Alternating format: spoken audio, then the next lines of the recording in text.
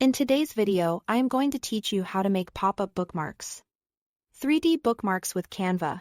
We'll build a clean dimensional bookmark from scratch, and by the end you'll have a design that looks like it's popping right off the page. Start by opening Canva and creating a new custom design. For bookmarks, a standard size is 2 inches by 7. Or 2 by 8 if you want a little extra length. Choose a vertical orientation and keep a small margin in mind so important parts don't sit right on the edge. Next, head to Elements and search for frames. Pick a simple rectangle or a rounded rectangle for the base. This frame acts like the window your subject will pop out of. You can style the base however you like, add a solid color, a subtle pattern, or a gradient to set the mood of your bookmark. Now bring in your main subject. Like a flower, character, or animal, and drop it into the frame so it fills the space nicely. Then add the exact same image again on top of the frame. Duplicating is crucial here because the bottom version anchors the scene, while the top version will create the 3D effect. Select that top image and remove the background.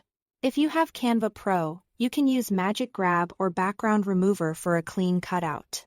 If you are on the free plan, consider using a subject that already has a transparent background to get a similar result. With the background, free subject selected. Line it up directly over the framed version. Resize and nudge it so a key part may be a head, a wing, or a leaf extends past the border of the frame. This subtle break of the border is what sells the pop-up illusion. Make sure enough of the subject still sits inside the frame so the composition feels grounded. To enhance depth, go to Edit Photo and open Shadows. Try Drop for a natural cast shadow or Glow for a soft halo. Then adjust transparency, blur, and size until it looks believable. Keep it gentle, too strong, and it can look artificial. When you are happy, download your design.